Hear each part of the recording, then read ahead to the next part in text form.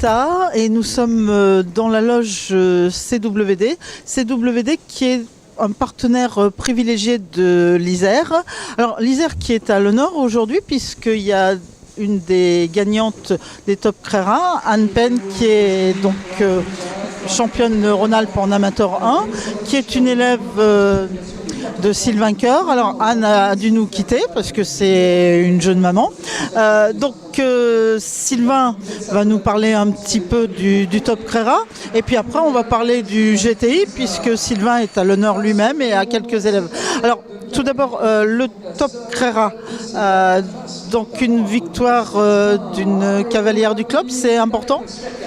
Oui, c'est toujours une bonne image d'être représenté au niveau du Top Crera. C'était un des objectifs de l'année au niveau du club. Donc là, j'avais pu qualifier 3 élèves et notamment Anne qui avait pu se qualifier à Chazay et puis venir gagner ici. Donc c'est très important pour notre club et je pense qu'on essaiera de refaire aussi bien l'année prochaine et de revenir dans cette finale parce que monter dans un cadre comme ça au niveau d'Équitalion, c'est vraiment fabuleux pour les élèves et puis pour moi également. Comment est-ce qu'on prépare des cavaliers amateurs qui n'ont pas forcément beaucoup de temps pour s'entraîner pour une échéance comme celle-ci?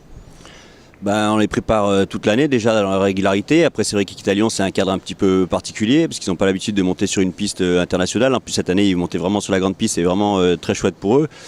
Bon, Anne elle a un petit peu d'expérience, elle était déjà venue l'année dernière donc elle avait déjà un petit peu ses points de repère sur la piste. Et puis d'ailleurs elle a très bien monté parce que c'est la seule double sans faute de l'épreuve donc elle n'a pas craqué, mais c'est vrai que l'expérience est très importante. Il y avait 6 sans faute hier et aujourd'hui c'est la seule double sans faute de l'épreuve donc c'est très bien. Alors une préparation tout au long de l'année, c'est justement un des objectifs du GTI. Oui, alors le GTI c'est un circuit qu'on a mis en place sur l'Isère avec mon frère Cyril qui est un peu à l'initiative de cette chose-là. Ça aussi ça fait partie des objectifs de l'année, ça nous permet de nous retrouver dans tous les clubs sur l'agglomération grenobloise. Donc ils ont participé au GTI et le GTI a permis à certains de mes élèves de pouvoir participer à la finale Crera. Donc c'est un effet coup double en fait pour l'ensemble des élèves. Et en même temps, il y a un effet aussi côté organisateur, puisqu'en Isère, vous avez maintenant beaucoup plus de concours qu'il y a quelques années. Non seulement on a plus de concours, mais on a plus de participants. C'est un petit peu le but de GTI, de développer l'équipe compétition dans la région de l'Isère.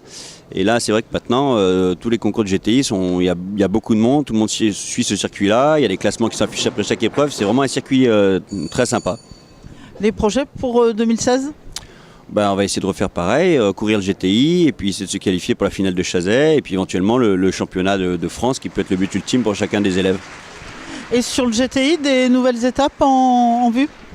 Il y avait une réunion qui s'est passée il n'y a pas très longtemps, mais je crois qu'il y a un concours qui est prévu à la Buisse, au club hippique du Troubadour, chez Yves Perret, qui fera un concours au mois de septembre, si je ne dis pas de bêtises. Donc ça fera une nouvelle étape du GTI, c'est très bien. Et voilà, on y sera tous. Ça fera une bonne préparation pour Chazay et puis pour Équitalion. Eh bien, bravo pour ce dynamisme, tant au niveau du club que du comité départemental. Merci beaucoup.